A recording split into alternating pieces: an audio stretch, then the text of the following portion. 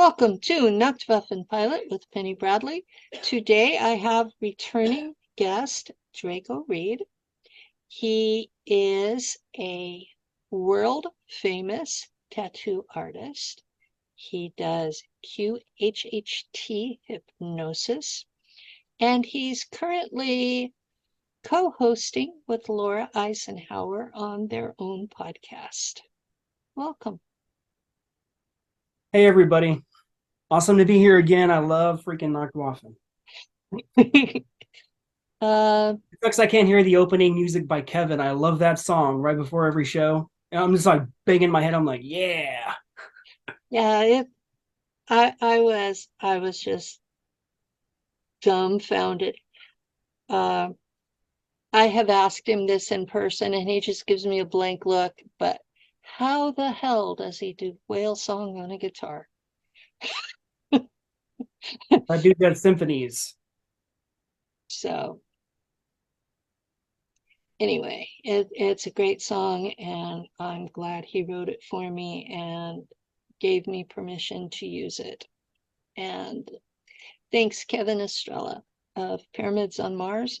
And so you have been following my story so well that you can quote me word for word. That's a little intimidating. Thankfully, you're not being all obsessed with me, so we can be friends. And who else do you listen to in the community? Not many. Not ever since the whole Corey Good thing. Kind of walked away from it. Yeah,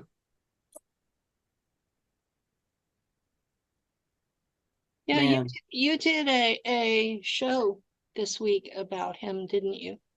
Yeah, we did Laura and I did a show yesterday with Leon Isaac Kennedy, which was Corey Goods and David Wilcox's manager. The one that's one of the main guys involved in this lawsuit with Gaia. Oh, I'm sorry, against Corey directly. That's a big old mess, man. Yeah, anytime that we start suing one another, that's a big old mess. And all it does is harm for the community. So I keep getting hassled because I point out who is not telling a 3D real story. And people think we're supposed to swallow everything, but I think that does a lot of harm too. I know that the feedback I get is that we're all supposed to be love and light and learn to get along. But for me, I'm out there exposing the crimes of government black ops, military based, trafficking children, torturing children, creating cyborgs out of human beings and selling them to ETs. And then I come back here and talk about it, and I'm slapped with all of these channelers listening to V2K and outright LARPers who think it's a game because there's no proof either way. Physical proof. There's eyewitness testimony that would be evidence in court, but there's no documents, there's no photographs. So they think that anything goes, and some of them are quite imaginative, and we've got a whole handful of those out there. I've mentioned a few of them in other interviews, so I don't want to go over that same ground. Some of them have gotten quite hostile. You've heard about, you've been subjected to one of the folks who got hostile towards me.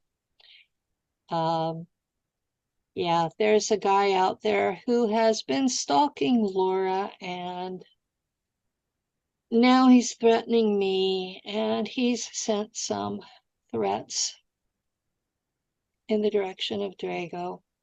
And there was a recent Supreme Court decision that their free speech right to threaten us supersedes our right to safety. So I did file an FBI report on this guy, and I've not heard back, presumably because of the Supreme Court decision. So hopefully they support a Second Amendment right to self-protection, along with his right to free speech. Cool thing about Florida is Governor DeSantis just passed concealed carry July 1st for the entire state of Florida. Well, I'm not in Florida. Yeah, so it's now right to carry state. You don't even have to have a license. I'm in California, where women go to prison for the rest of their lives for killing any man.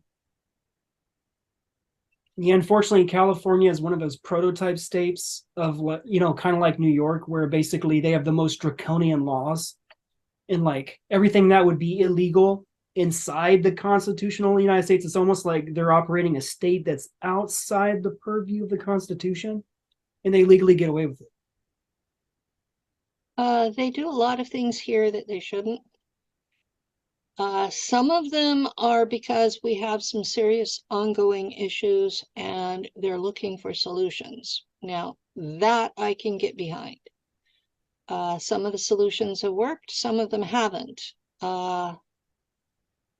Like the 3 strikes law, that did a lot for eliminating crime overall. But they got to the point where that 3rd strike could be something like somebody stealing a slice of pizza and going away for 25 years. So enforcement was pretty ridiculous. And so now the pendulum has swung the other direction, where they're not even arresting people for theft or... Yeah, I think it's like anything under $1,000 is not a crime now.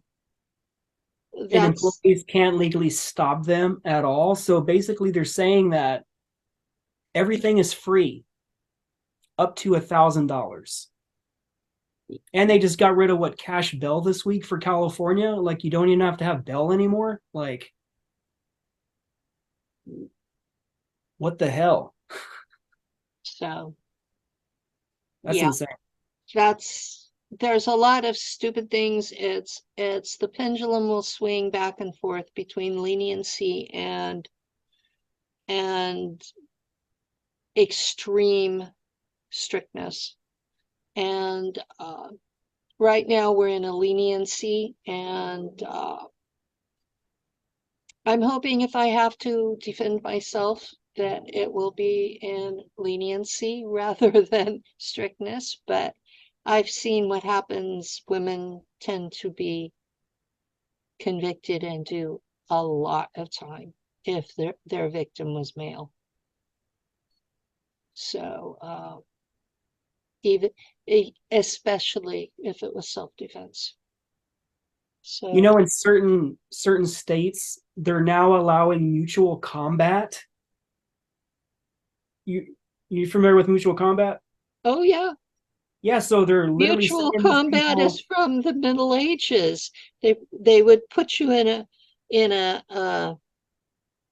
they would put you in basically a steel cage only, and they would put the man in a pit up to his chest, and it was to the death. Only one person was walking out of there. And mutual combat is a legal terminology that goes back before the Uniform Commercial Code. That's all the codes and statutes that form modern police laws. Mutual combat goes back as far as Bouvier's 1856, Volume 1 and Volume 2. And it literally says that 2 people can fight and kill each other during combat and not be prosecuted. So 2 weeks ago, they just ruled that some gang shootings that just happened in Chicago, they ruled it was protected under mutual combat. So no one was arrested, no one was prosecuted, and they were let go. The police have called that no humans involved for at least 100 years.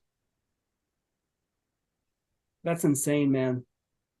It's like these prototype states are going back to the Middle Ages. Like they're actually trying to prosecute people that protected themselves from a home invasion or being robbed or someone pulling a knife on them. And if you defend yourself in California, New York, those George Soros DAs will prosecute the person trying to protect themselves. And there's like 3 or 4 cases going on right now between those 2 states. And they're being treated as criminals. Well, here I live in a red county. And I don't know how our local sheriff will enforce the laws. And that's basically what it comes down to, the discretion of the local sheriff who gets arrested and the local DA over who gets prosecuted. And it's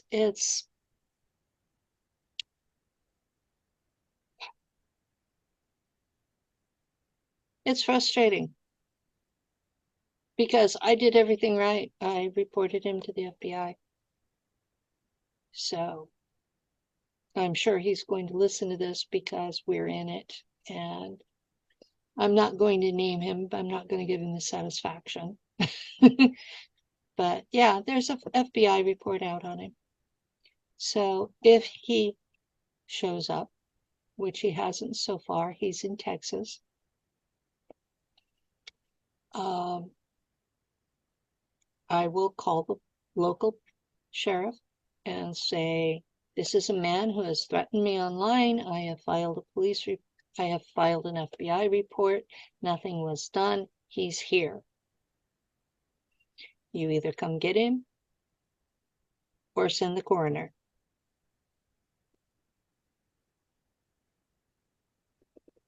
So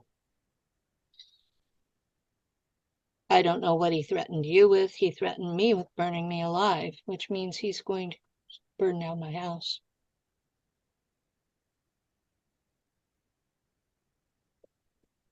I try not to take part in any kind of conversation with certain people that will inevitably lead to some form of harming me. You know? It's just like some battles aren't meant to be won, and I'm not trying to win a battle. You know, I'm not trying to enter a battle right now. You know? I didn't intend to enter a battle. He is bringing it to me. If he stays away, I will be more than happy. Now, there are other folks who have said and done all kinds of crap, and I'm not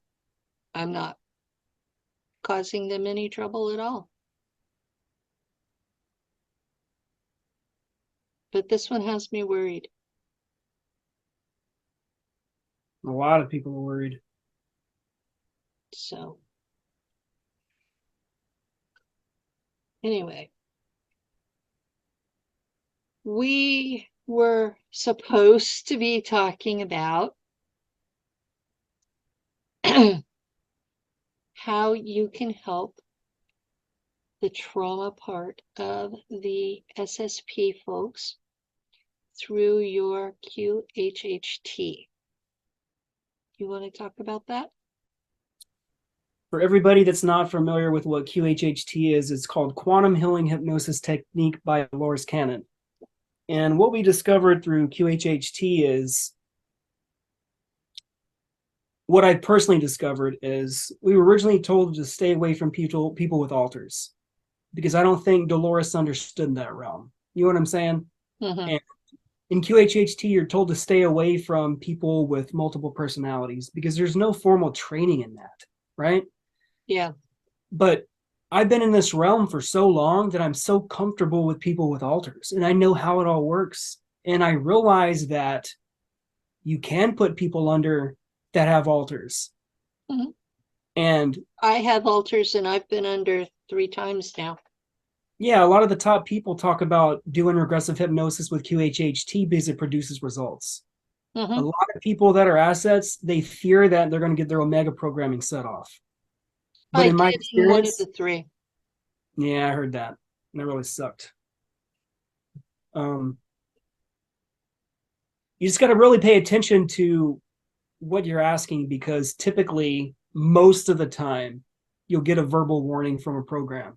If you're trying to access a certain mind file or a certain something that would be restricted by the programming.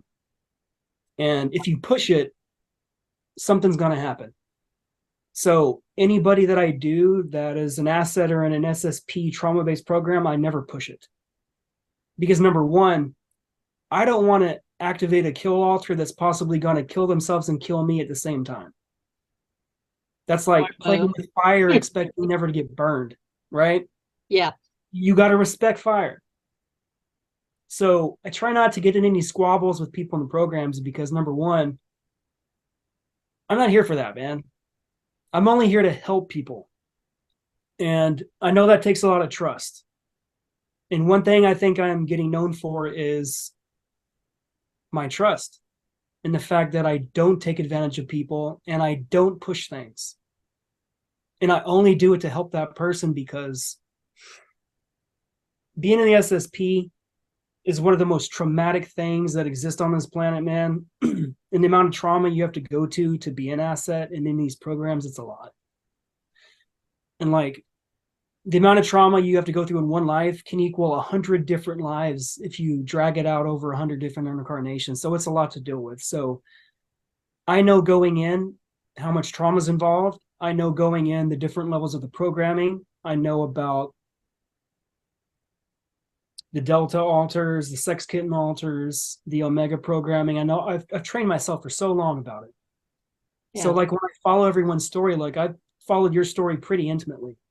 That's like when I start saying some Penny Bradley quotes, you're like, what the, how do you have such a good memory? I'm like, dude, I've made it a point to remember your testimony because your testimony personally has never changed.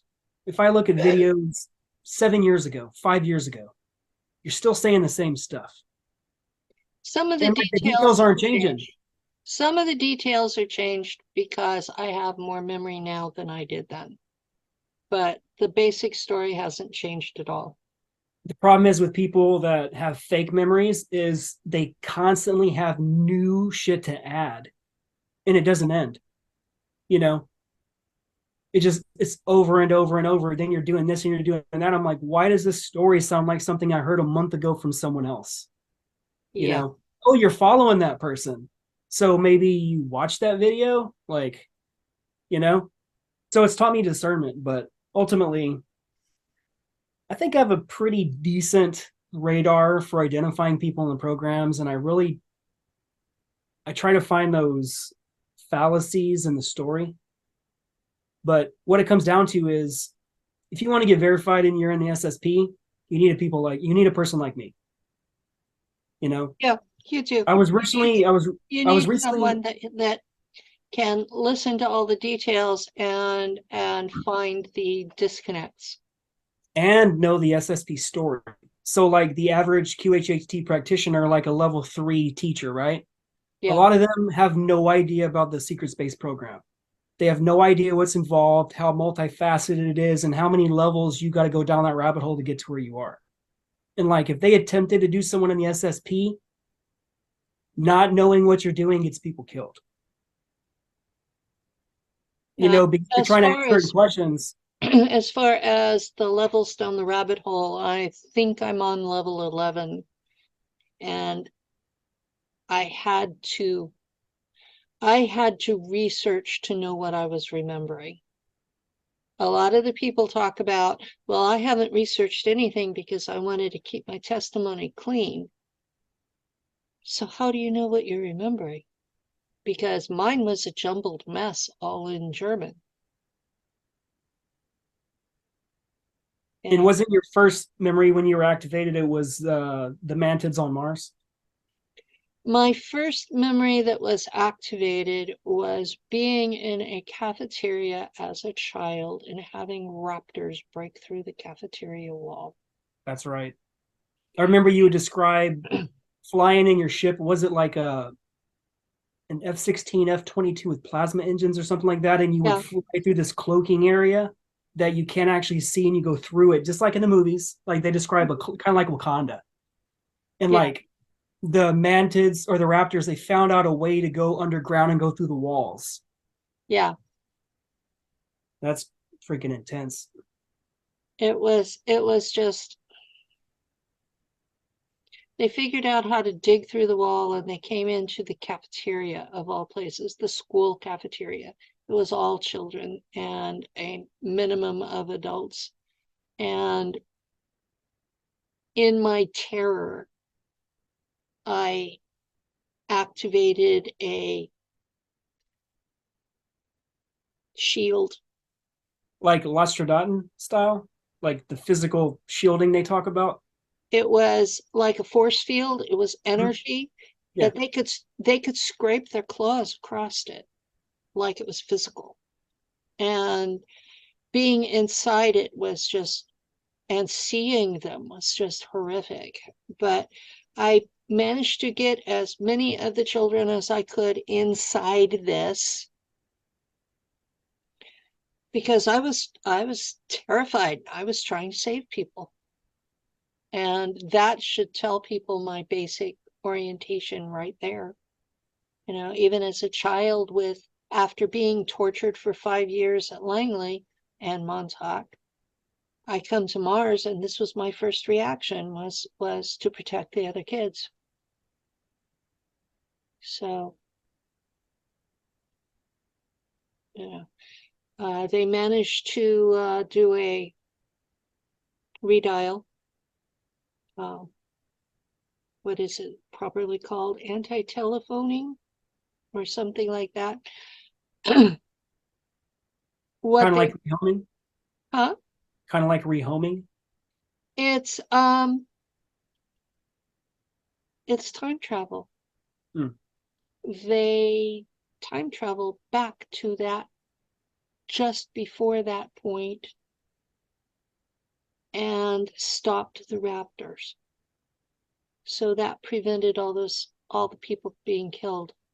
But the people who experienced it remember both. So it doesn't take away the trauma, but it prevents the loss of life. Like a dual timeline. Yeah, it's technically a split because Didn't they find out with Montauk how basically they found out that the timeline is kind of sentient and it doesn't like to be changed, and all these changes they would make in the past are affecting other timelines, and they figured out it wasn't affecting this timeline. Like when they went back to talk to George Washington, you know. when you go back in time, you get what you expect to see. If what you expect to see is on another split, that's where you'll be. So if you go back in time and you expect to see Jesus on a cross, you're going to see a Jesus on the cross. It may not be the one from your timeline. Well, That's what I try to explain to people about timelines. It's so convoluted. a timeline is a sentient being, but it's more like a river, and it will form islands, and it will form a split that goes around an island, and then it'll come back to the mainstream. So when you get back to the mainstream, both possibilities have happened. Mainstream media. Interesting. Well, there's a main flow to the timeline, and it's pretty resistant to change because it's a sentient being. The one that we live in now is female, just in case you weren't aware of that. Universe, their timeline is definitely not Mel. This timeline is female. The Wingmaker's timeline is male. And it is actually a less aggressive timeline than this one. And yes, it's already formed. People have not been transferred to it yet. So it's developing. But timelines are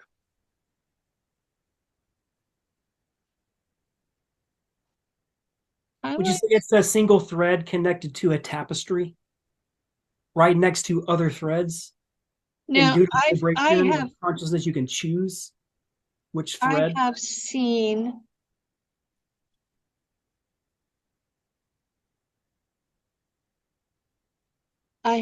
the reality that is above the timeline. I'm trying to choose my words carefully so that I don't give false impression. Okay, this was because Will Glover got into my head one day telepathically, and he says, let's see what you are in between lifetimes. Penny Bradley does not like when people get in her head. Oh, I didn't mind this. I like Will. But Will took me to what I am in between incarnations. And there were all of these like quilting frames in stacks, and they had all these threads, and each of the threads was a timeline. And you would see fires starting in the threads. And it was my job to pinch off the flames and then weave that thread, what behind the pinch, into the one next to it. Which So would cause Mandela effects. it causes Mandela effects, but the people the life forms on that thread are salvaged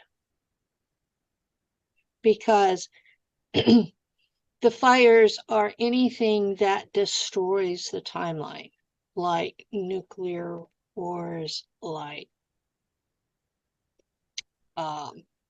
biological wars, like, anything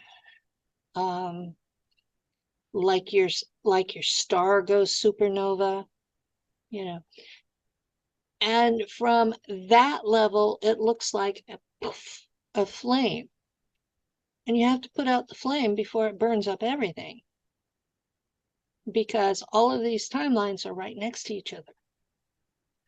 And some of the quilts are tightly woven, like a fabric here, like your shirt, and others are very wispy, like spider webs. They're not. Some of them are really wispy, like Black Widow spider webs, but you have to keep them from burning up the whole fabric of space-time. And that is the level I operate at between incarnations. And Will showed me myself there as a little blonde girl, 7, 8 years old, and I was riding a weaver. Is that the avatar you choose between lives? Yeah. That little girl? Yeah. Most people don't know that we can have an avatar between lives, and it's not just a light body. No, Like, it's not. you get to choose what you resonate with, or like you can be your original first incarnation into the physical. And if that's what you resonate with, that's what Dolores Cannon talks about. These avatars between lives. This particular avatar is what the Norse people call a Norn. They're known throughout the rest of the world as basically as fates. They are called that because they mind the fabric threads. They keep the fabric threads from burning each other. And when we get bored, we can incarnate, which is apparently what I've done. The first time I was told by a reader that I was a Norn, I completely freaked out. But it was this girl in her teens, and she says, "Oh, you're a Norn and you got bored, so you incarnated here." And I had to look up what it was. I was about to ask you to define what that is because I'm even unfamiliar with that. The Norns are the folks who live at that level. They are mostly women, and they take care of the different threads. In Norse mythology, they decide the fate of each person when they're born, how long they'll live. Mythology. Mythology is not always wrong. It's a way people explain things, and sometimes they're right.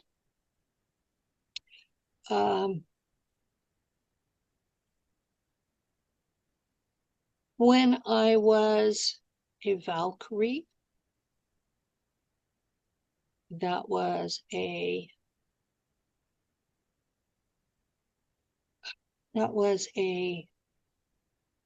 altar who served with Nacht Waffen. My name there was Earther. Earther. And if you look in Norse mythology, Earther was a Norn. And she was one of the three Norns that takes care of the well that feeds the Yggdrasil, the tree of life and death. And it's where Odin found the runes that became the alphabet of the Norse people. So another way that mythology is telling the truth. Isn't another name for Odin Enki? Isn't Enki Odin?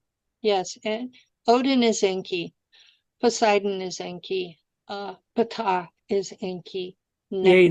Yeah, Oan's like he has like 20 different names. And that's what I try to explain to people. Like, there's not like 1,000 gods on the planet between all these religions. It's a handful of gods. I would say there might be 20 main players. We can agree there's more than that, but like Enki and Lil and all that stuff, they have so many names throughout civilization that it's crazy. There were real extraterrestrials who were here, who worked on a project, and they created Homo sapiens as their slave race. Even the Bible says we were created to serve the Elohim. And it's funny, they actually talk about the Anunnaki, but the Bible calls them the Annoks. It also calls them Elohim, and it calls them, which is a plural name. Yeah. And it calls them lots of things. The gods of Egypt. It depends on which version they're talking about at the time. If you go through the Old Testament, you have the Lord, Adonai, who is Enki, and you have Yahweh, which is Enlil. And then you get further on, and Baal means Lord. Is Marduk. So it depends on who is the El at the time. And is that Ninishiga? Isn't he the current El Thoth? So I knew Marduk wasn't Marduk. He was the previous holder of the Tablet of Destiny. El. Marduk was the previous holder of the Tablets of Destiny, and then the Ningishzida / Thoth is the current king of Nibiru. the current L is a human woman. And this so is is she considered Pinder, like that rank? She would be above Pindar. Mm. And she is a trial run to see if humans can handle the job, if they can be trusted with the responsibility of protecting the planet without ruling the planet. Because the Anunnaki have proven that they're too corrupt to do the job. Yeah, they're the one that instituted kingship in the first place. Like they were warring on the Nibiru, and it was like constant wars, kind of like the Draco. You have constant people trying to kill the Queen Mother. It's just like different family members. They just keep trying to replacing over and over and over. It never ends. It caused them to have nuclear war on their own planet, and they're bringing that shit here. Exactly. And no matter where they go, they install kingship everywhere. And like it destroys everything. That's why we got rid of the divine feminine, because they came in with kingship. Exactly. Shocking to hear that a female's running it now. This is an attempt to reverse that trend and to see if humans can be trusted to protect their own world. So it's a trial run, and I know who this person is. I am not telling anyone who this person is. And I've been watching what she's doing, and I know she's doing the best she can. So we have is this to bring the feminine back that was taken away, to like balance the planet again, and to see what we can part do of when it. we incorporate both sides together instead of that patriarchal kind of control structure? That was what I was told it was for. So I was okay. My personal mission, I was given a list of things because I'm supposed to help humanity survive the coming pole flip. And there was a list of things that I was supposed to take out of the surviving culture. That would be Babylonian money magic, which is money based on debt. Religions based on ETs. Anything, patriarchy and matriarchy. It was supposed to be something balanced. Basically, it boiled down to pecking order slavery was not to be allowed. Ongoing. Okay, the pole flip is overdue. And I was told it would kill 90% of us. So I'm watching the elites wanting to kill the masses, and a lot of the truthers wanting to kill the elites. And I'm wondering, what? I'm supposed to make sure both species survive. I'm not supposed to be having to keep them from killing each other before the pole flip. So this is a bit of a left curve, but we're dealing with it.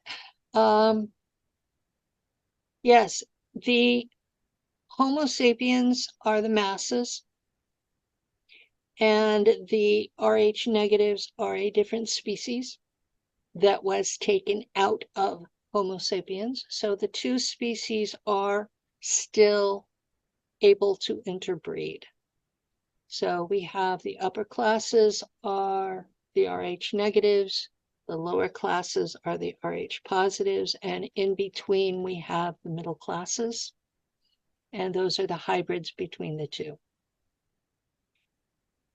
So what is going on politically right now is the upper classes are trying to reinstitute feudalism and kill off as many of the Rh positives as they can in the process. I don't believe that we ever got out of feudalism, because I studied law really deeply, found out that the state owns everything you have. And this is why they give you a Mhm. title. A Mhm. title means you don't actually own it. And a lot of people don't know that. You used to have, what is it, a loyal title? Yeah, Lodial. Yeah, Then into feudal. Like most all titles are all feudal. Super elite people, they trace the lineage all the way back to a Lodial status, which is Alodial, a Lodial. So mhm. anybody who owns a house or a car, technically you don't own it No, because you don't have the original title. And that's what feudalism is. It means the king is leasing everything to you, but technically the king owns it. yeah, that's So what they have allowed us the illusion of thinking we are controlling our own lives and voting and controlling who's running the show. They've allowed us this illusion for about 300 years, and now they're taking it back. And in the process, they plan on killing as many of the Rh positives as they possibly can. And I have heard this from too many people to think it's a joke. And I'm not bragging. I'm not trying to be elitist. I'm trying to warn people that their lives are in danger. And I keep getting this, well, my IQ is blah, blah, blah. And I have this much money, blah, blah, blah. And I'm like, you're missing the point. maybe those two things will help them miss the pole shift. Maybe you can be rich enough to be like, hey, pole shift. Uh-uh. Well, I've seen the maps that I've drawn in visions, and they pretty much match up with the maps that came out of Operation. Oh, I blinked on the name. It's the one where they're seeing the future. Well, Are you talking anyway, about the Montauk? Montauk came up with Operation Looking Glass. Operation Looking Glass. Yes, that's it. Thank you. That's why I'm like, is it from Montauk? That's Looking Glass. Okay, so they did Looking Glass. They did a lot of maps that were based on time travel out of Montauk. They did maps that were out of psychics. They did maps based on the ancient prophets, and by ancient I mean Nostradamus and before. And details were a little different, but the basics were the same.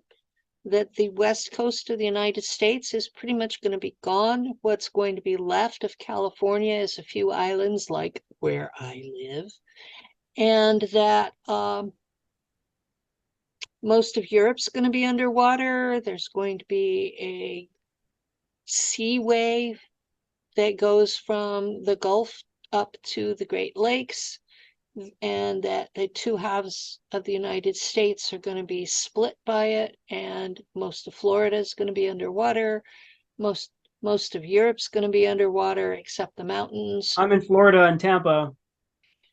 That Africa is going to have this big split down the middle of it, and basically the whole Rift Valley is going to be underwater. Uh, Australia is going to be split in half with the sea down the middle. Um, this is the same basic map that comes up with all of them. So if we're not seeing the future, what are we seeing?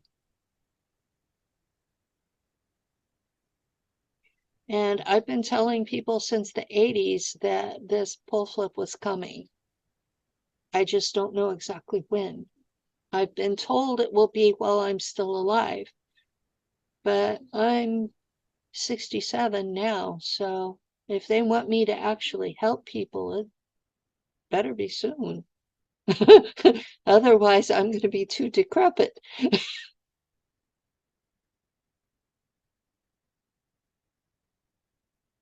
you're staring. I was thinking, like, a lot of people don't believe in the pole shift, and like they think it's like movie stuff, but you see that they've never truly studied history or studied plate subduction or understand that Antarctica is two continents that collided Yeah. together. And the west side of Antarctica is a completely different freaking continent. And they can see it in all the ice core samples. It's clearly another landmass. And like there's so much that we don't know, but we know it, but it's being hidden. Kind of like Operation High Jump. We know from mythology, from the Sumerian tablets, And they talked about it big time. that there was a tiny rock here in the orbit where Earth is, and that the top chunk of the planet that was where the asteroid belt is came flying and hit that little rock and brought the moon with it. Would you say that the moon arrived here around 450,000 years ago, 500,000 years ago? Maybe, yeah. But what geologists recently decreed that the Earth has two cores. I told that to Brad Olson. That is consistent with the story in the Sumerian tablets. Okay, you have a rock that's already here, it's hit by the top chunk of another world, and they kind of melt together, and it brings water from that other world.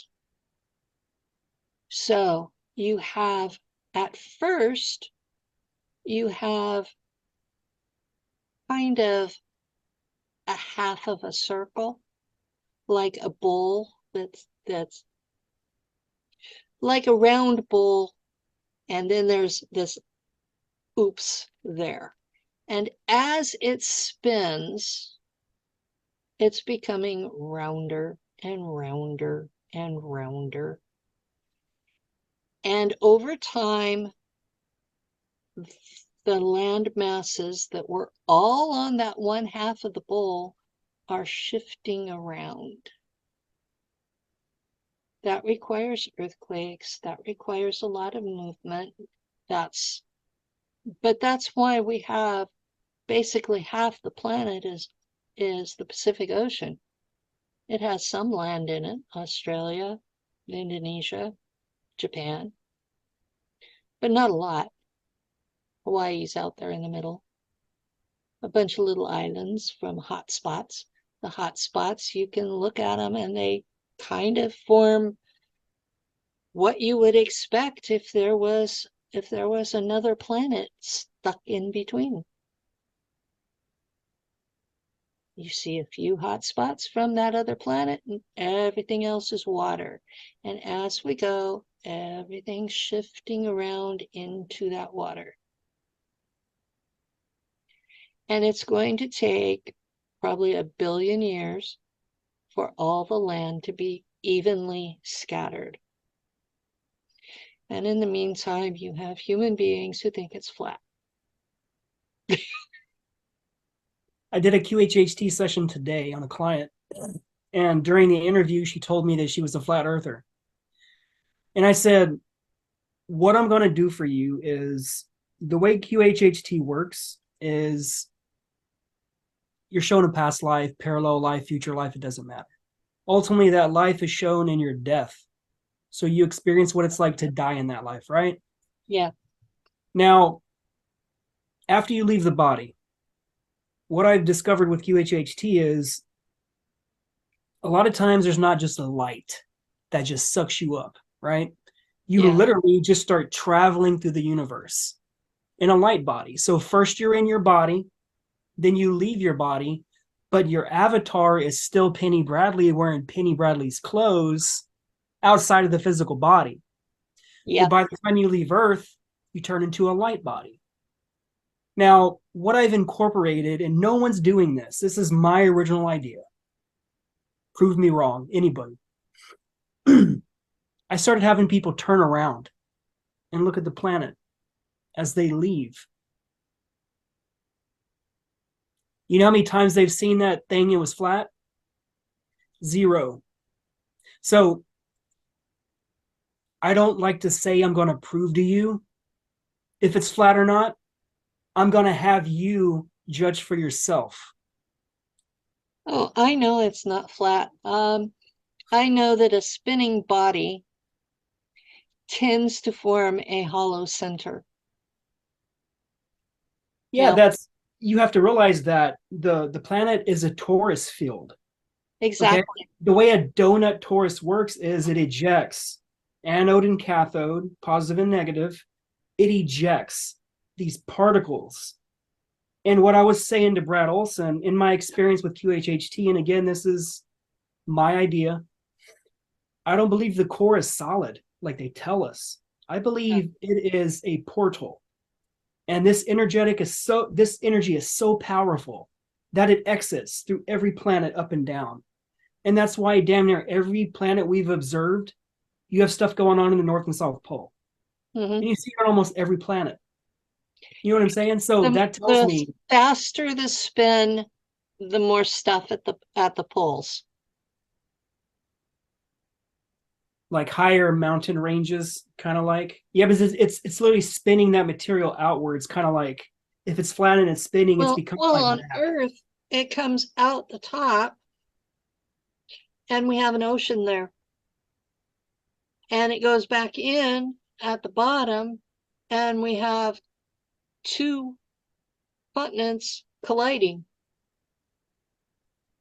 But there's still that split in between them because it can't hold. The ice is covering a lot of that, but It's holding it in. yeah, the ice is probably holding it together. But we have so much stuff out there that's being said. Flat Earth is another medieval thing, like combat, personal combat. It's a lot of things that were believed in the Dark Ages are coming forward now. And people are saying, well, history isn't true. Well, I've tracked my family back through that entire period. No, the public history is not exactly true. But the bones of it are. Okay, the bones of it is true. Yes, we had the Middle Ages. Yes, we had the Dark Ages where the Germans took over Rome. We had the period where Rome was in charge and bullied everybody else. We had the Greeks before that. We had the Middle East, Mesopotamia, and Egypt in competition. Meanwhile, on the other side, we had China growing. You know, no, it didn't all happen in Mesopotamia. There was China, there was the Indus Valley, where Pakistan is now. There were civilizations in Africa. They've left their stuff behind. Like the Dogon tribe talks about that. Exactly. There was stuff in South America. I mean, there was stuff in Australia. The Australian government has destroyed so many artifacts. It's unbelievable. They're giving the Smithsonian a run for their money on destruction of artifacts. Now, there's I can evidence. imagine someone doing a remote viewing project, a group of some of the top remote viewers, and we find out what's at the Smithsonian underground. My understanding is that the Smithsonian dumped a lot of it into the Atlantic Ocean. I heard that. A lot of the giants.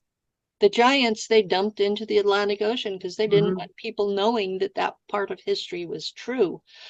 The thing in Australia is there's evidence of an Egyptian force having a colony there for several hundred years. In America too, we're finding that out. In America, Yeah. Grand Canyon, all kinds of places, you have all these mounds that are reminiscent of other continents, the same designs. Yeah. So that means they had to exist before modern time Well, and what we're taught. the last ice age ended about 12,000 years ago with a lot of meteor showers, meteorites that hit the earth, caused lots of damage. I happen to agree with Graham Hancock that that's what happened. It fits the narrative too well. At least what I see in history. And if you look at, oh God, what is his name? There's a man who did a series of 7 or 8 videos where he talks about the forever time. And he goes through and tracks and basically says we get to a certain point in our development, we become an issue to those guys in space, and they come and push us back into the Stone Age. And I'll put the link when I upload this. But he goes through from the cave art. So it shows some of the cave art is basically a satellite picture of. I've seen that. I know what you're talking about now. Yeah. Yeah. So when I first saw that, it blew me away because they were painting all the animals and the humans in a way that no one understood until someone realized they're painting them from the top and their Yeah. shadow is cast to the side. Yeah. So I was like, Satellite view. that blew me away. I'm like, that is, you That have to be on a ship in order to see all that. That proved that they were an advanced culture that had been destroyed, and these were the survivors. And they were hiding the information for the future. When you get to this point, if you're a threat to what's out there, you will be destroyed again. And we are at that point. And yes, there will be a pole flip. Will it be caused by ET? I don't know. Will it be caused by us? I don't know. Will it be caused by something to do with the sun, like the mythos says? That's possible too. And then you've got this Adam and Eve story that the CIA believes is real, that says it's just The a recently time. declassified Adam Yeah, and Eve story. the recently declassified Adam and Eve story that Like, why would the CIA classify Adam and Eve? Come on, guys, think about this. so it's there are lots of things dovetailing. They don't all have the same details, but the bones of the story are telling the same story. So you pull off all of the religious bullshit and look at what it actually says, and they're telling the same story, that we have a cyclic destruction, that when we get to a certain level of technology, that we're pushed back to the Stone Age. Now, when I was interacting with the Guardians, and they are the military police of the government of the core of the galaxy,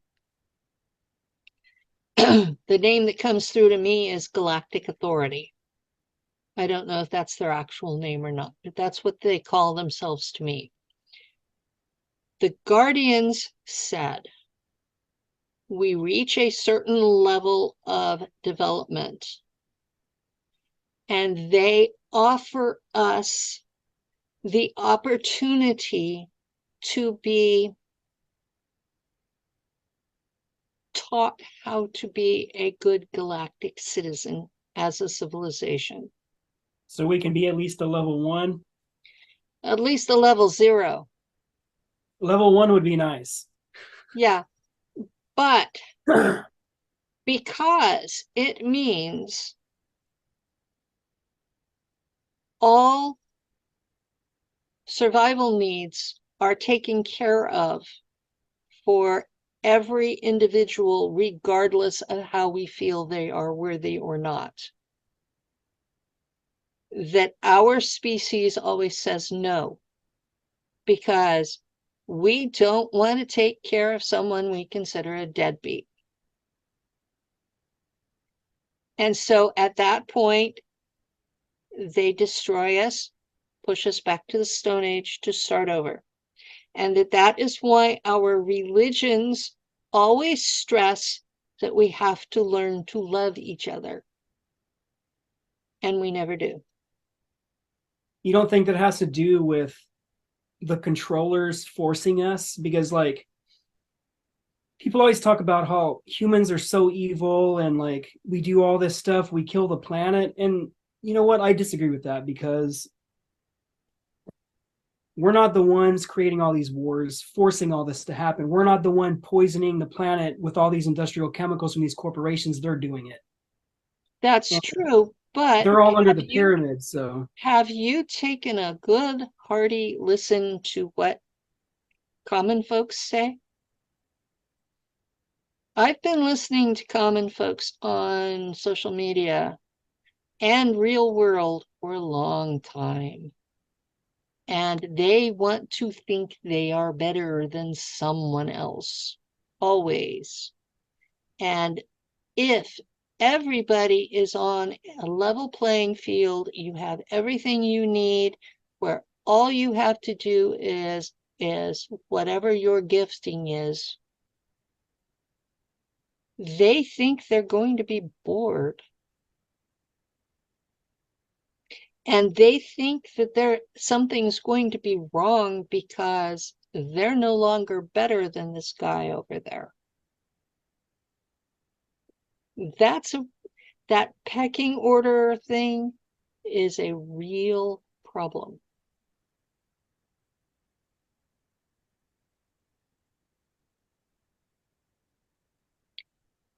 Yes, I can see being the best that you can be. It's when you start comparing yourself to Joe Blow down the street that there's a problem. When you start saying, well, Joe Blow down the street is a druggie, why should I be on the same par with him? So that has been the problem. Now, the Guardians have told me that they have asked us 4 times, that this will be the 5th asking. you think that coincides with how the Hopis and these different tribes say we're on the 4th version of the planet? So that aligns with that as well? It aligns with the Hindu belief that there have been other species before us. It aligns with the ancient Greek belief that there were other species before us, that they would last for a while and the gods would destroy them. And then there would be a new one rise up. And we're on the 5th cycle. We're heading in, that's the phase we're at, is heading into the 5th cycle. And it's scary to watch, because these folks have no clue how selfish they seem from the outside. They think they're making smart decisions. But until we can value each other, the galaxy doesn't want us. Now, I can tell you from SSP that millions of people are converted into cyborgs and sold as slaves to extraterrestrials every year. These are our brothers and sisters. They start with aborted babies and they go all the way up to seniors dying from cancer, because remember, the technology that's used can bring you back from the dead. And all they need for a cyborg is a walnut-sized piece of brain that contains your pineal. And you know that firsthand with Gold Duty on Mars. Yep, I know that firsthand. Gold Duty on Mars, and I have a altar that is a cyborg that transports folks from the moon to Mars and back. Is that through Waffen? That one works for Kruger. Kruger, yeah, I meant Kruger because I think you described it as you're more Borg-like. You have so many upgrades that it looks more Borg. Kruger folks are Borg. The Borg is based on Kruger. Monarch are left pretty much natural, but shot up with black goo. Black goo, yeah. The Germans, only the officers are black goo, and it's voluntary. No one is forced. But certain positions require black goo for you to be competent. And didn't the Dracos force the black goo on Nacht Waffen, the Germans, for that purpose, for a No, element of control? no. Everybody out there was taking advantage of the Germans. There were a lot of deals that the Germans thought were good deals until they had to live with the consequences. And so they found the black goo and decided that the officer class and the leaders would use it so that they would be as smart as the ETs, so that the Germans would no longer be taken advantage of. And it was voluntary. It wasn't forced on anyone.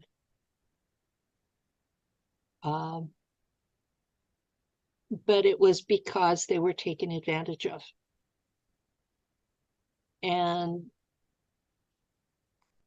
black goo does make you smarter.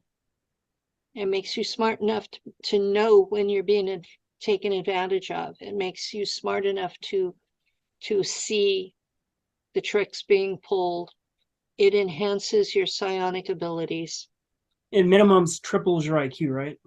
Yeah, at minimum, it triples your IQ. And a lot of these officers were already in the 160 to 180 range. So think about that being tripled. And so they were smart enough to know when they were being taken advantage of. But it was at the expense of their human emotions. The only emotion you're left with is anger. Then it doesn't remove all empathy and like that connection Yeah. with others. Kind of like the Sith. Once you do the Yeah. black goo, it's almost like you become the Sith. In a lot of ways, I was very much like Darth Vader. I had psi abilities that were off the chart. I was as smart as any ET we had to interact with, which I had to be a navigator. And in some ways, I was very cold. Very cold. I could kill people with my mind. I didn't like doing it, but I could do it. And some of the things that I did haunt me to this day, because the me here doesn't have the black goo. And I'm very connected with other people. I have to fight getting into their heads because my native state is to be a touchy-feely, in your head kind of person. And a lot of people are really terrified by that. So I'm doing my damnedest to stay out of people's heads unless now I do make an exception if I walk past you, and on more than one occasion, you're thinking nasty things about me while I'm walking past you, and I hear them, which I will, then I may get into your head and have a front door conversation. Front door conversation is like you and me talking, it's just telepathic. So I do not do the Draco full intimacy, know every detail in your head. I don't want to know that shit. I'm honest. I have no reason to know all that shit. So I do respect that most people have the expectation of privacy in their own heads. So if I'm walking past you, don't think anything nasty about me regularly. There are a couple of folks that I've gotten into their heads, and they are terrified of me now. So they didn't think it was possible until I did it. But that was their own lack of understanding of reality.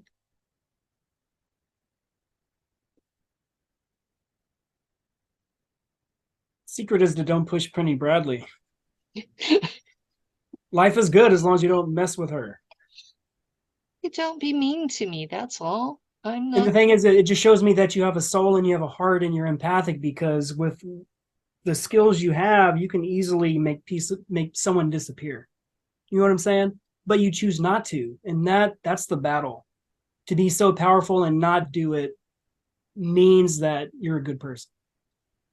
I try to be a good person, and I have to live with the shit that I did in space and in Black Ops on Earth. You know, I told one person I have enough blood on my hands from space. I don't need any more. People don't get that.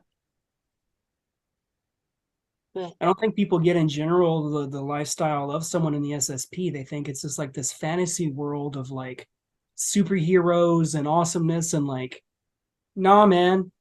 Ask anybody who's been in the SSP if they can do it again. Would they choose to do it again? there are a few that do. Yakarta loves it.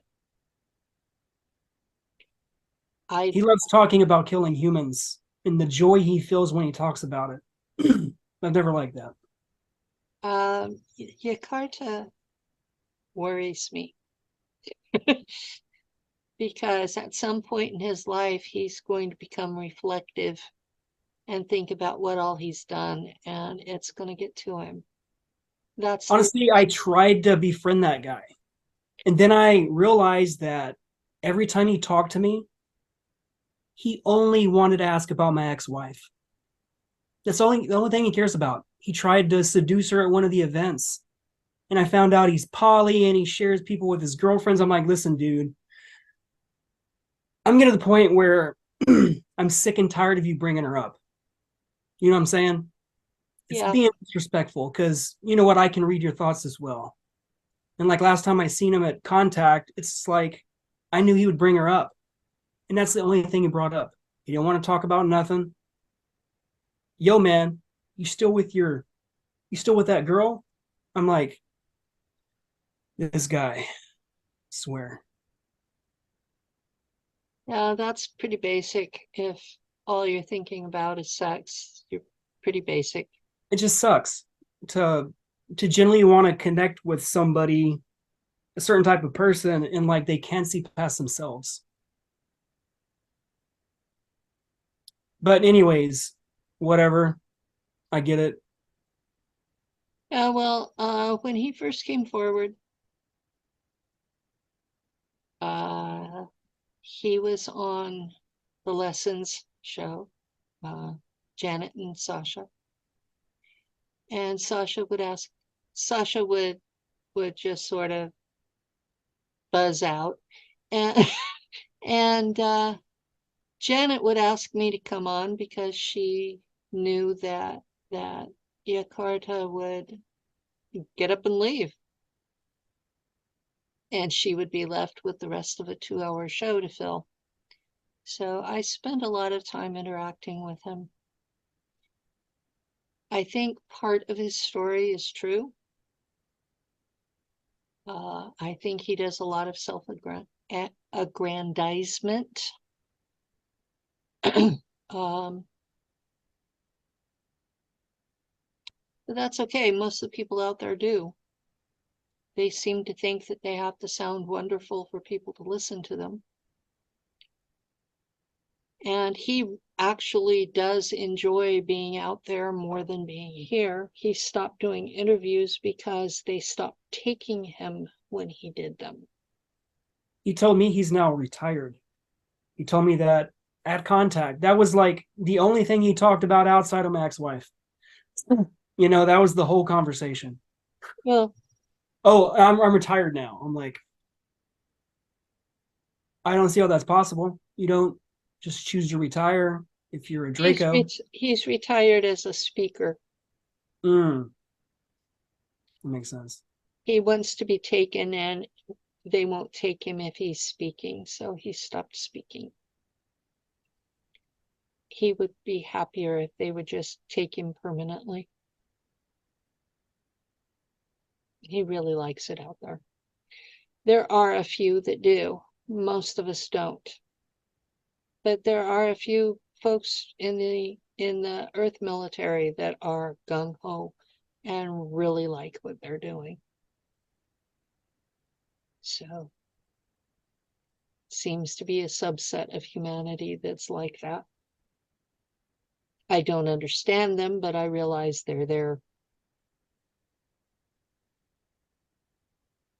Those of us who have any kind of empathy, compassion, understanding of our fellow human beings, we really don't want to kill them. I have alters who do things that I'm not particularly proud of. Some of them I refuse to talk about because the agencies involved are so dangerous. But it is what it is. When you have 2,200 altars and they're all sold to different agencies and you don't get a say in it, you know, some of them are pretty bad people. Isn't it technically 1,100 and no 2,190? No, what's too short of 2,200? Yeah, it's really too short of 2,200. But when I My dyslexia and my brain damage, I can never do the math. Some simple math. It's just like it's right there. It's just like, can't you just add an idiot? When I came home, my father locked me into a closet with black widow spiders, and I split 2 more times. So I actually do have the 2,200. You're officially 13 cubed. Yep, I'm officially 13 cubed.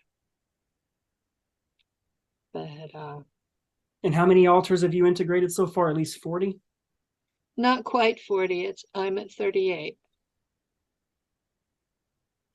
So it takes a lot of work. And the last one I officially integrated, the CIA picked me up and broke my shoulder and told me not to integrate any more navigators.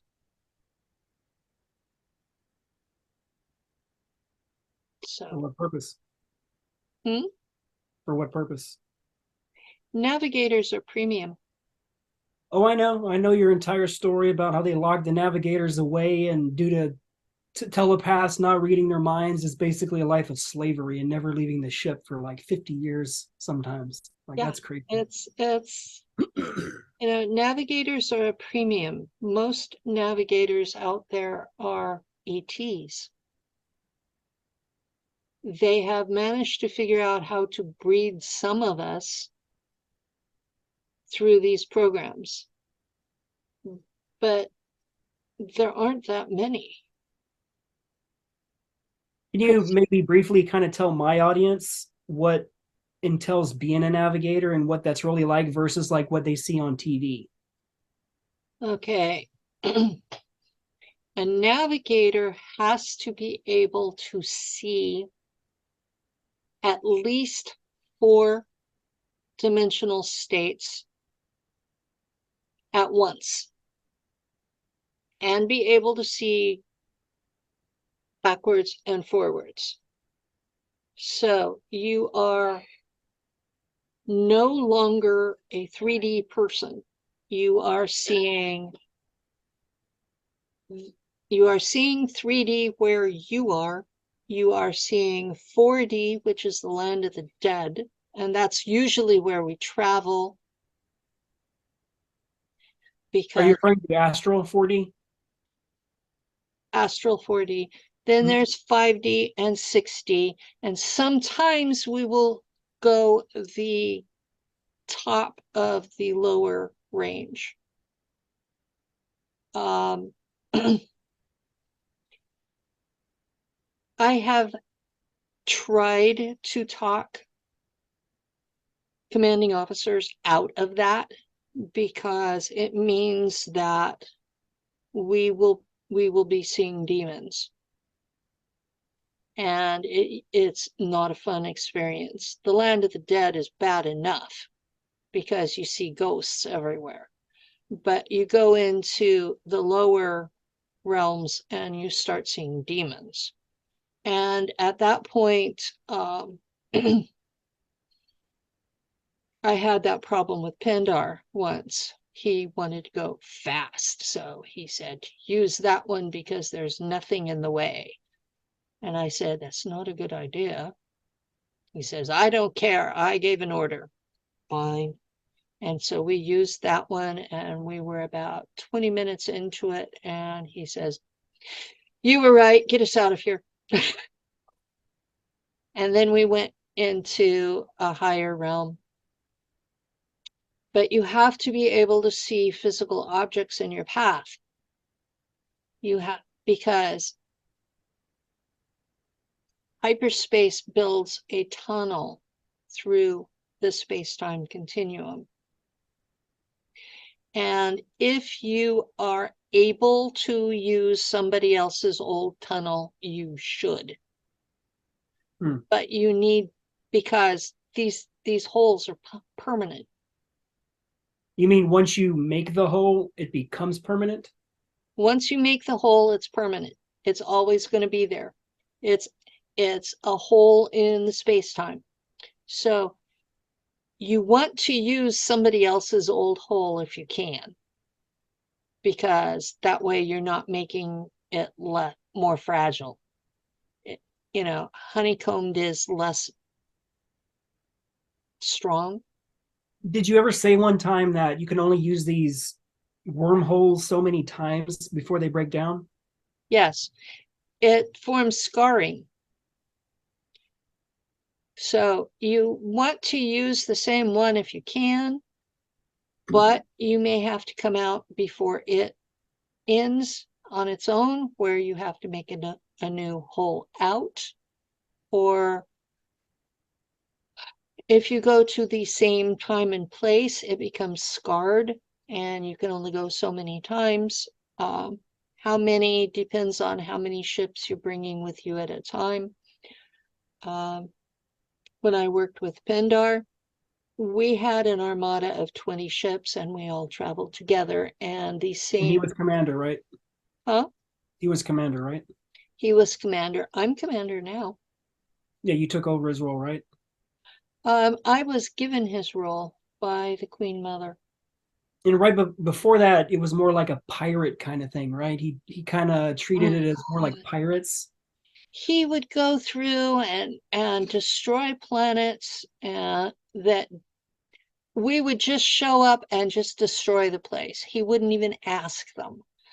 On the other ships, we had an entire protocol of what we were supposed to do, because the Draco really didn't want those worlds destroyed.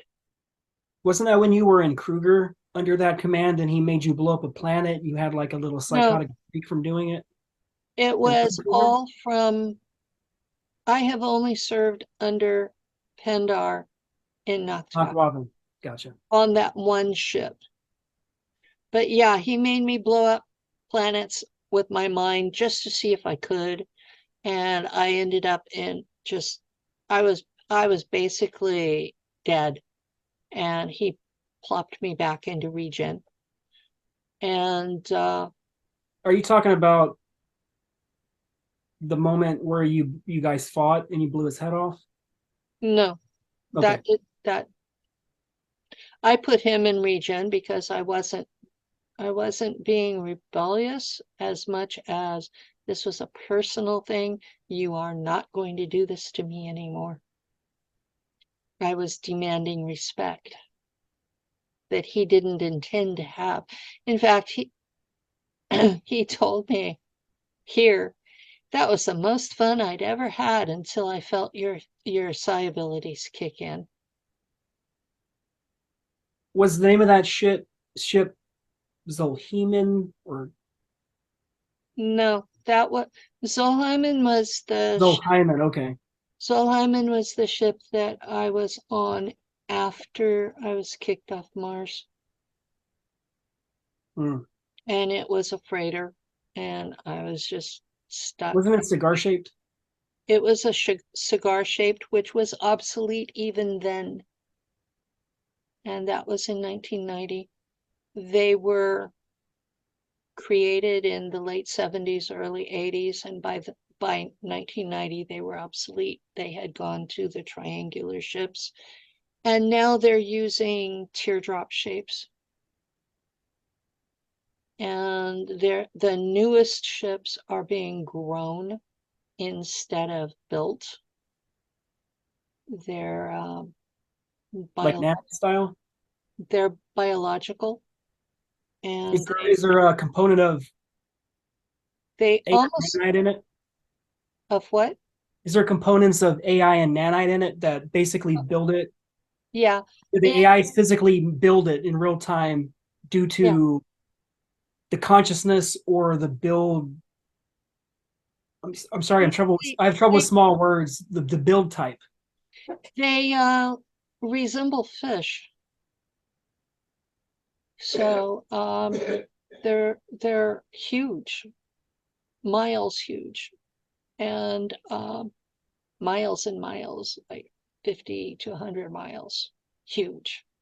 And they resemble fish, and they're grown rather than constructed. And you put in all the parameters into the computer, and they grow you a ship. Damn near 3D prints it with nanites. It's freaking crazy. Yeah, it's it's shocking how efficient they're getting, but they interact with other worlds, and sometimes they're given technologies that humans from Earth are not supposed to be given technologies. We are only supposed to be given what they consider toys. Yeah. But we have this gift of creativity. They give us something, and we take it apart, figure out how it works, and then base an entire set of things on that. Plus, we'll take somebody else's stuff and add to it. Humans are one of the only ones that are so creative due to our level of genetic editing. We have been we have been edited by so many different species, it's unreal. But Minimum 22 genetic programs going just in humans. well, I've been told the history of this part of the galaxy by 4 different ET races. And the story's always different depending on what side you're on. They all write themselves as the hero, Yeah. and the only things they agree on are that Homo sapiens was created out of Homo erectus by an ET. They disagree on which ET. I've been going with the story from the Guardians because they're the military police, and I'm hoping that they're the most accurate. But they're the ones that keep destroying us, and they have admitted to it. So I'm assuming they're more truthful.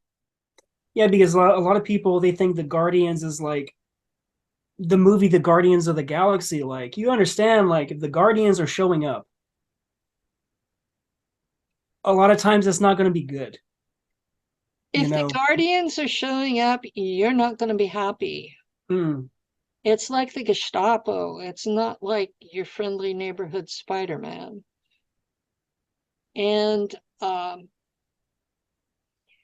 they don't see us as benevolent.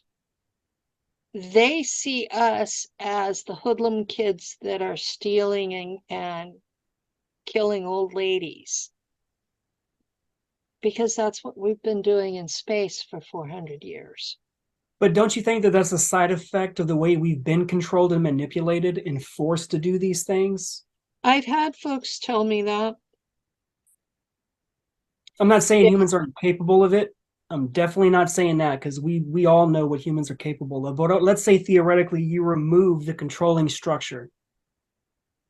You remove the controlling structure, you remove the memory of religion, you remove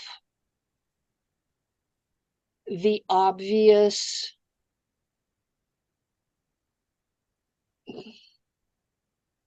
civil controlling structures, criminal forces. You remove all of that, and then you are put out there, and you have instructions to get as much tech and as many resources as possible in as short a time as possible. And what are most humans going to do? They have absolutely no check on their instincts because they've removed the religious factor. And the religious factor is what makes most people behave, their fear of God. You remove that, and you have what the basic human animal is. And in most cases, it's not pretty. Now, because the Germans used time travel to establish their colonies, we have been out in space for 400 years. The galaxy has had 400 years to see what Terrans are like. And they're not pleased. Yeah, but are there any good groups of Terrans that are in these programs, or are just a bunch of negative humans that just want to take and kill and pillage everything? You All, know? all I've seen are competing pirates.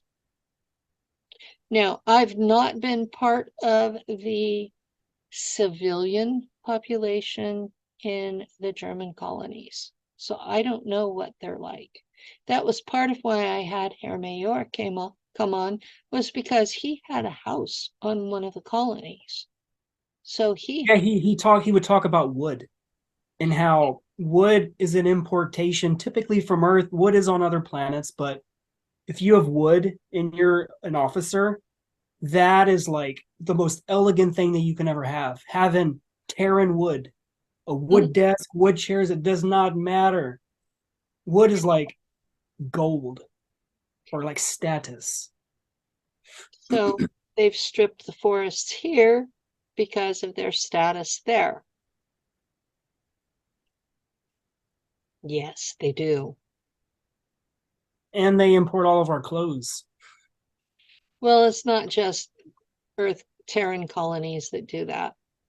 Uh, there are places where their adults are the size of our children, and that's why. You could say that kids' clothes is one of the biggest imports. Out of clothes, it's children clothes specifically. Randy Kramer said that because he was telling the good side that our exports are beer, children's clothing, and chocolate. Was it chocolate? I think it was chocolate. That's what Randy Kramer comes up with. Where I said our biggest exports were slaves, military service, and adrenochrome. And he freaked. Yeah, but Randy Kramer would know that.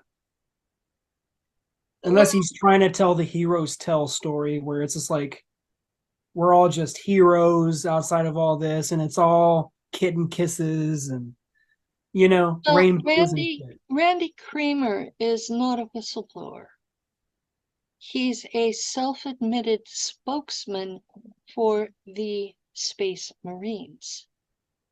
And he speaks with permission of his brigadier general. Is Space Marines connected to the Shoreline Group? I don't know. I haven't dug into it that deeply. That would be something to look into. But I know that when we were still fighting the war on Mars, that I flew air support for the Space Marines.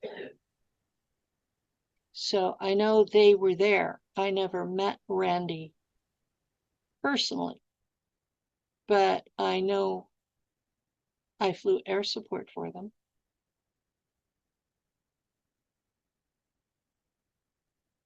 So what it was like being on one of these crafts in Mars, like you describe it as like a modern kind of what we have now, but this was as far back as what did you say, the 70s?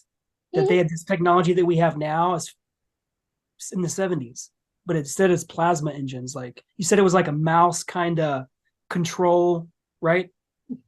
What was it like being a pilot for one of those? There was a chip behind my left ear that connected me to the ship's computer, and there was one mouse pad for operating the ship and another mouse pad for operating the weapons. But the mental connection was still there.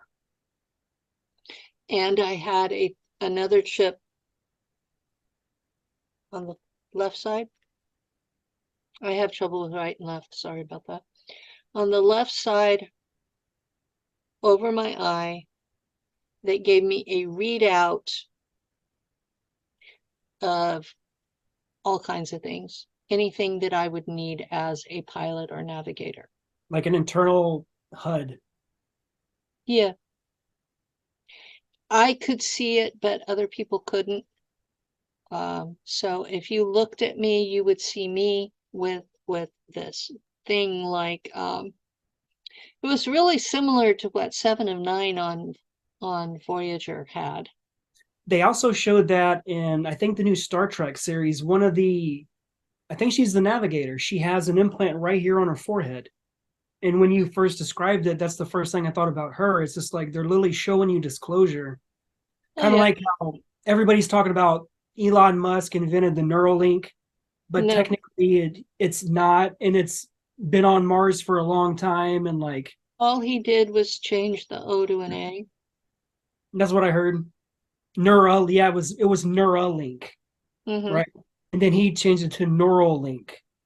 Well, he's going through all of the process of making it work and satisfying the FDA,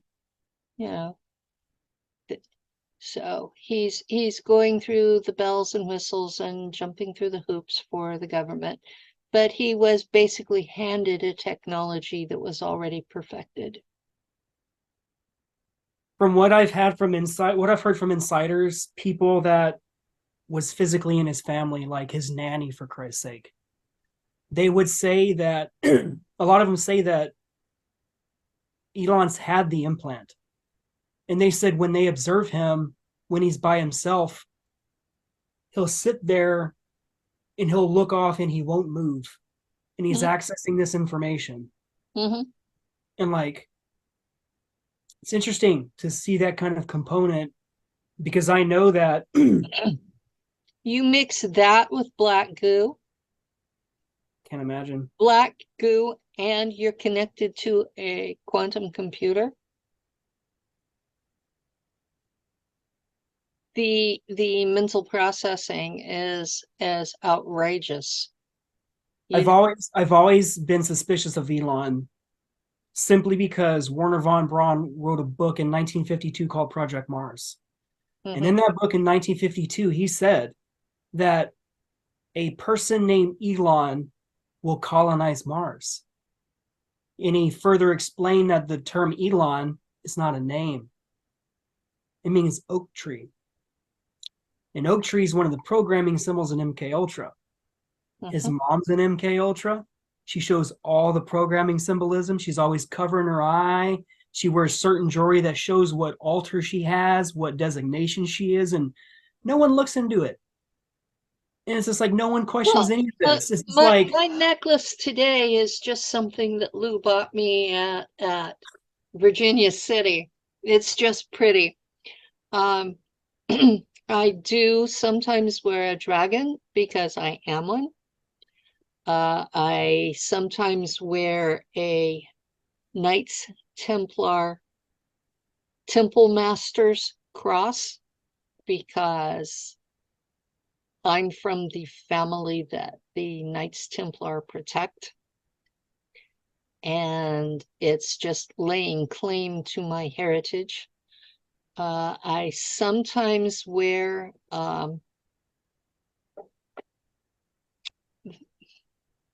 Michael Lee Hill sells these 432.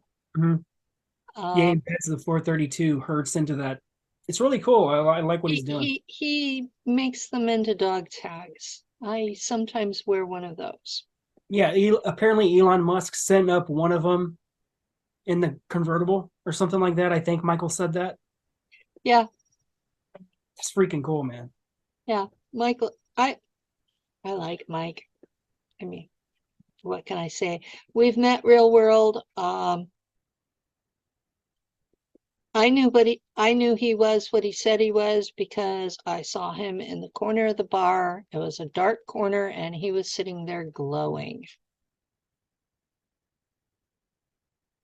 I mean, really, he's sitting there glowing in the dark. So, of course, he is what he says he is. So, you meet him real world, you pay attention to the signs, you listen to the little things he says because he will act like he's a quote a dumb guitar player, but he isn't. And so you got to just pay attention, and you'll hear a lot of really intelligent stuff come out of his mouth. But I've he had says numerous conversations with him, and he's always sent me some good stuff. yeah, I really, really like Mike. And when I was abducted by the Shahami and put into the truth machine, he and Karen Christine Patrick were the only ones in the entire Anuna community who stood by me. And as a dragon, I value loyalty tremendously. So I have deep respect for Mike because he was loyal when I really needed it. Well, I mean, integrity and loyalty is the only thing you have, and if you lose that, you're really nothing. You know, Yeah, I can respect that. so I have the utmost respect for Michael Lee Hill. Plus, he's a great guitarist. Yeah, he has like 1,000 freaking guitars, man. Every photo he posts, it's a new guitar. I'm like, Jesus, man. how much freaking wall space do you have in your house? Or is it all storage? Like, that's a lot of freaking guitars. Some of them are really pretty. I know. Usually they're all pretty. I don't really know them to have any boring freaking guitars. I don't think I've seen a single one. There's one Custom that's, woods, and there's always something custom on it somewhere. yeah, there's always something custom on them. I've been known to play his videos and post them on Facebook. And the thing is, like, I don't think he lives more than 40 minutes from me.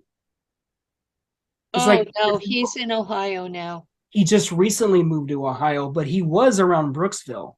And I lived I lived south of Brooksville. And I was just like, I would have loved to just hang out with him and go just talk to him, you know?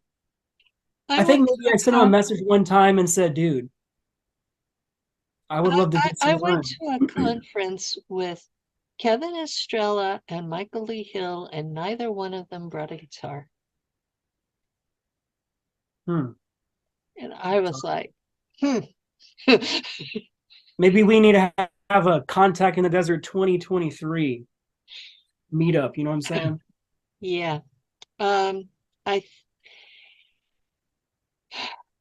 My former producer is supposed to 2024. My bad. I forget I'm not in 2022. Sorry. my former producer is supposed to be getting out of prison in September, and he's making noises about creating a real SSP conference. I don't know if this will happen or not, but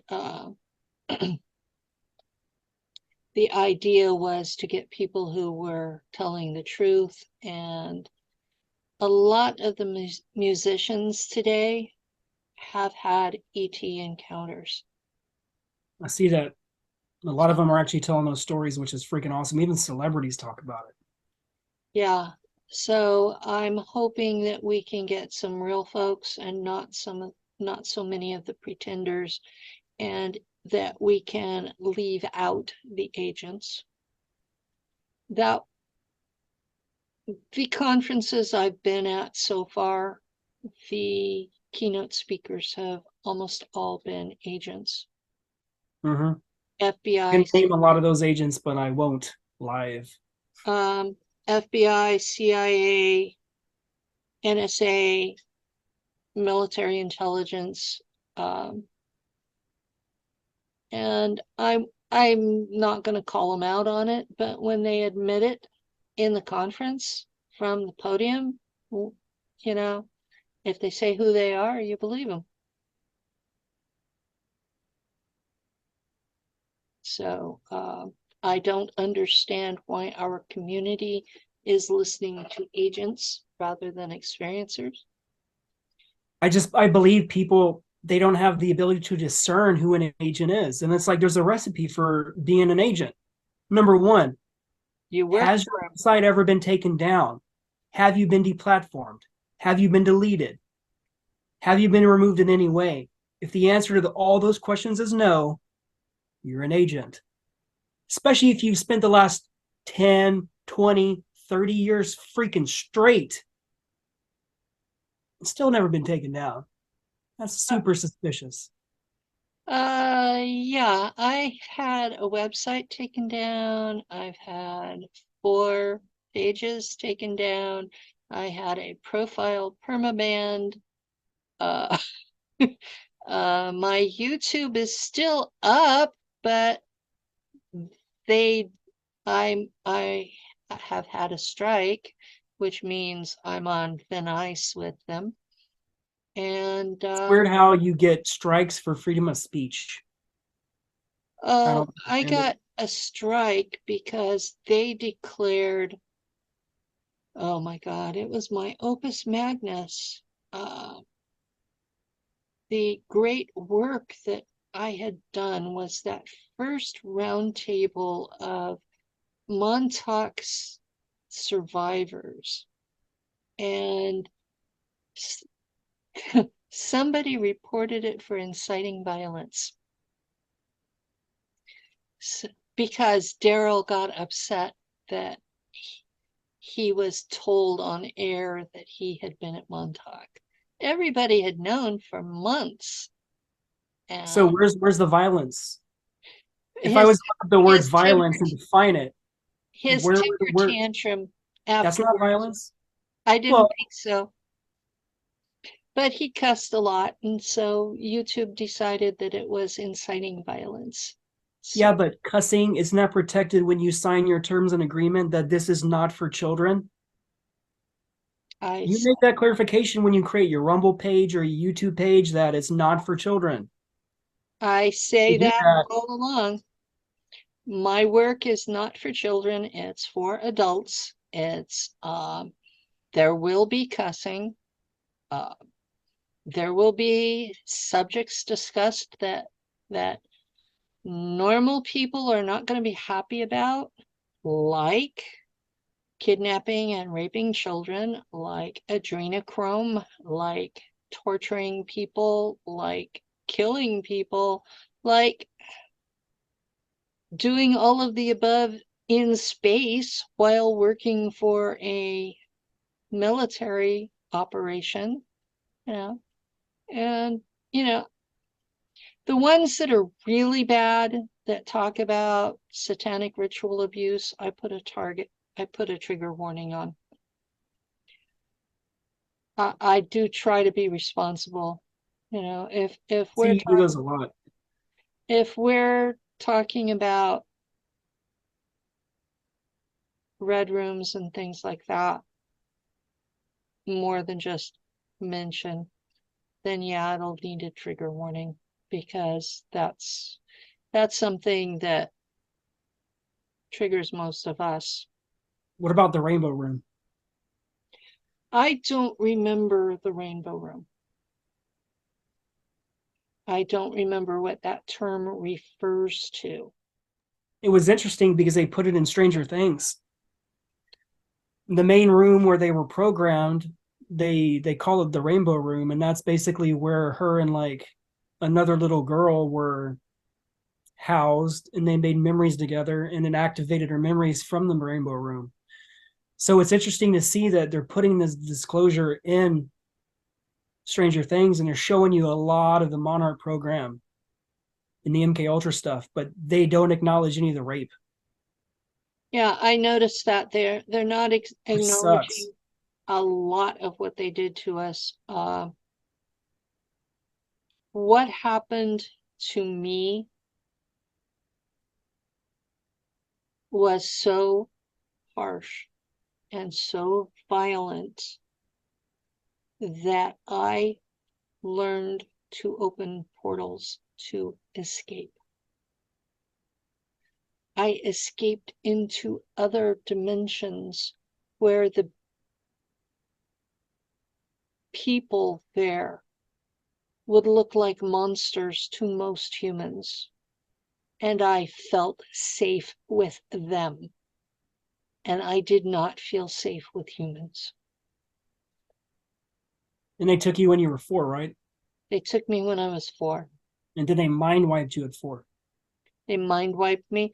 When they eventually sent me back, I had no idea who my parents were, and I spoke German.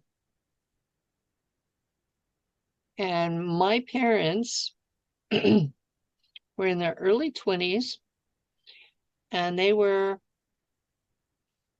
in a religious cult, and they didn't believe in amnesia. And their solution to anything was to beat me. Corporal punishment to the extreme. Yeah. Didn't you go through like 36 schools during all that process? I went to 36 schools before I graduated. Yeah. It's a Before I lot of. graduated high school. We moved so often that I got to where I didn't even bother to try to make friends. I knew Dad was going to get mad at somebody and we were going to move. It wasn't until he actually bought a house that I started trying to make friends, because I figured it would take him longer to sell the house. So that was, I was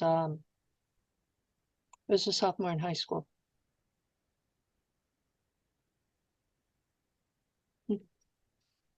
So yeah, and it was a backwoods farm town community, and I had no idea how to interact with those people.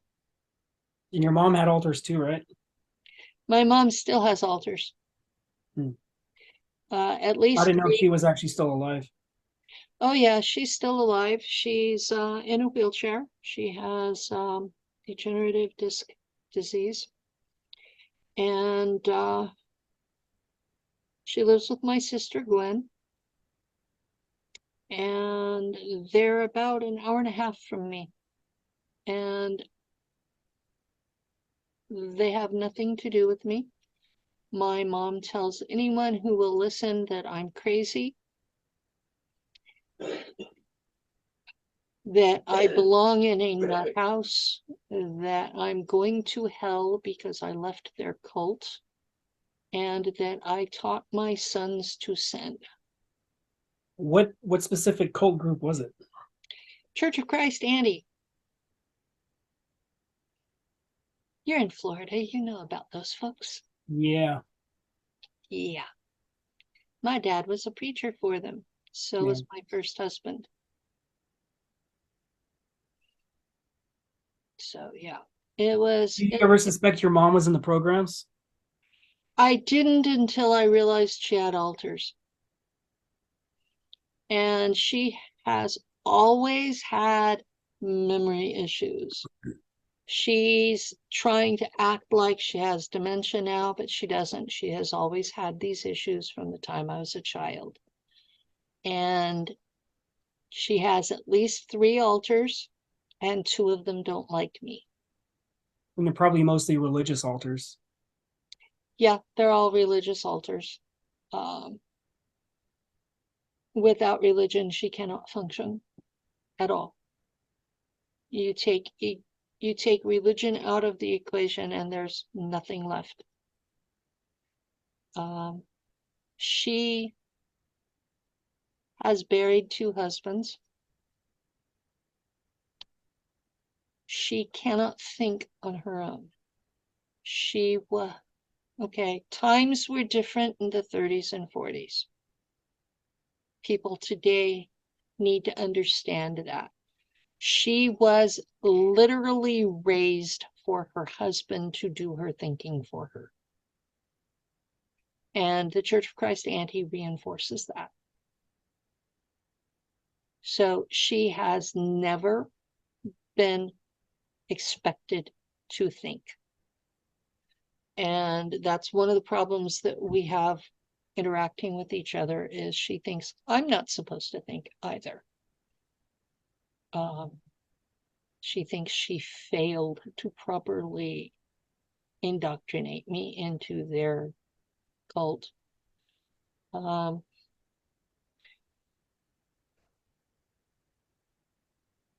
truth of the matter is I'm interdimensional, multidimensional, and I could not deal with the limitations of the cult's beliefs because I knew better. And so when they started in with there are only angels, demons, and humans, I knew better. I knew there were other levels with their own ecology and their own populations, and these were people. They just didn't look like humans. And that some of them, in spite of how monstrous they might look, were actually kinder than the people that I interacted with. And this was a really, really hard thing for other people to understand. When I did the set with Alexander Cherkasov, he had a really hard time that for me, the Draco were kinder than humans. That the Germans on Mars treated me better than the Americans did at Langley. He had a really hard time wrapping his mind around that because we have this idea that humans are the end all be all and kindest and best, and objectively that's not true. And until we understand that objectively that isn't true, we're never going to fix the problems associated with these programs. The child kidnapping, the adrenochrome usage, the turning people into cyborgs and selling them to extraterrestrials, the slave labor. We're never going to fix that as long as we think we're righteous.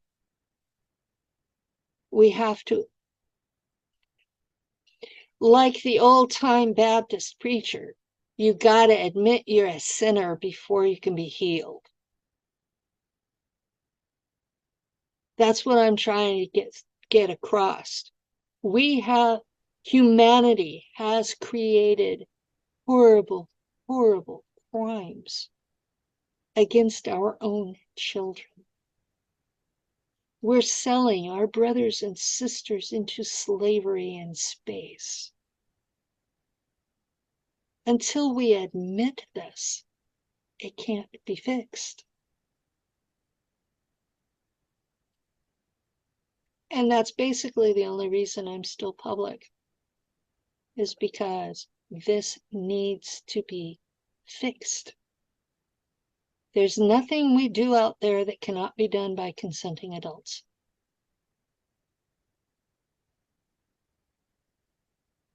I agree with that 100%. So, that has also been my core reason for being public. Yeah, I was being shot at. Yeah, I'm hiding in the spotlight. Yeah, I know eventually they're going to succeed in killing me. But y'all will know why. So,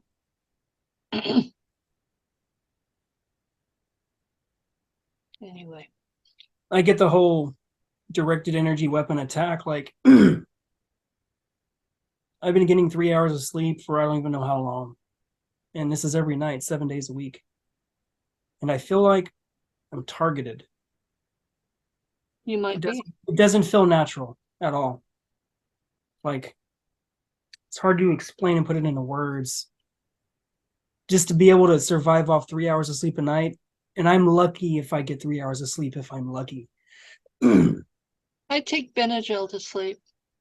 I just won't do any over-the-counter or any prescription drugs, period. No matter what it is, I don't do chemicals.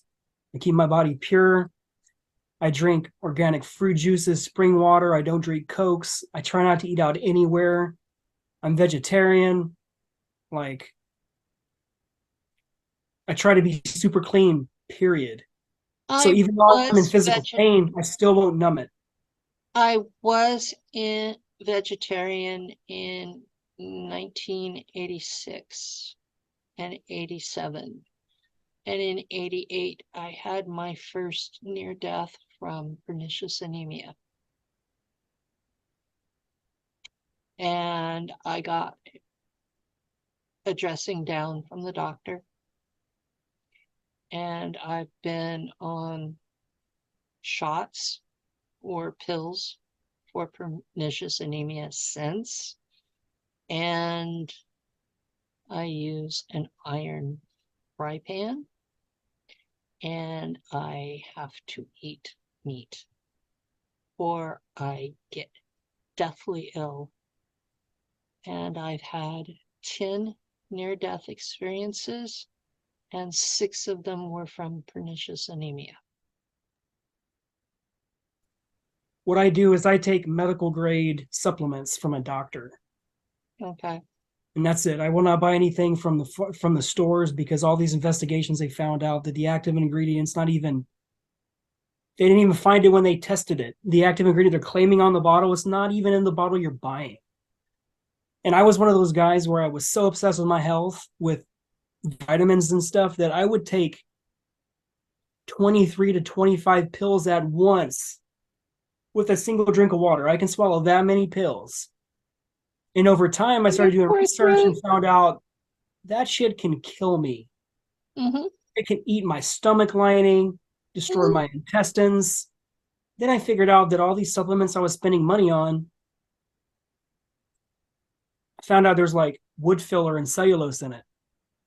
And like there is no B12 or there's no iron in it. It's just like, how can they get away with this? And they just keep doing it over and over, regardless of lawsuits. GNC, Vitamin Shop, Walmart, 80, I think it was 80% of everything they tested in all three of them, all the top vitamin places in the United States, Yeah. didn't have what the bottle claimed it said was on it. That's Well, my current primary used to run a herbal shop in San Francisco. And she has set me up with a whole bunch of stuff. I'm not doing 20 pills all at once, but over the course of the day, I'm probably doing 20 pills. And I'm actually feeling better than I was 2 years ago. So I knowing have, what I know now about vitamins and stuff like that. I can't believe that I even did that. You know what I'm saying? To be oh so yeah, obsessed with trying to, because I've been like this for, I've been leading a clean life for 15 years. And what I mean by that is no chemicals. yeah. When I wash my hair, I use natural products. If I look on an ingredient list and it's all scientific names, I won't consume it. I won't even put it on my skin. So it's organic everything, fruit and vegetable based cleaners, and like I'm a freaking nerd with that. Like Well, I'm 43 years old and I look young as hell, but that's oh, 15 you years do. straight of being obsessed with your health. You know what I'm saying? Yeah. So it's definitely been a journey. Well, we've been at this a while. You got any last words? If anybody wants to find me and if there's any assets in the SSP that would genuinely like to actually get help, talk to Penny. Penny will vouch for me. She knows I'm not going to use anybody. She knows I'm generally doing this with my heart. Mm-hmm. If you want to see what I do, go to fractaloflight.com. And also, me and Laura Eisenhower, like she said in the beginning, we just started a new show called The Rebel Collective. And that show is based on this is our mission statement. We are the Rebel Collective, just two rebels that have been deplatformed, deleted, shadow banned, persecuted, and muzzled, and we're leading other rebels and pioneers in their fields and giving them a voice that can't be silenced because we are the resistance. Rebel So, what? the Rebel Collective. And that's a shout out to Star Wars. You know, the rebels against the Empire, the literal Empire, you know. And like me and Laura, we were both deleted on YouTube. They deleted our accounts, and it's just like we're tired of all the deletings and do platforms and like Well, that's fuck why all I'm on y'all. Odyssey now. So what we're doing is we're trying to interview a lot of people that's been banned. We're giving them another voice. Other than that, the Rebel Collective on Rumble, they deleted our YouTube, so definitely follow us on Rumble, the Rebel Collective, and that's it.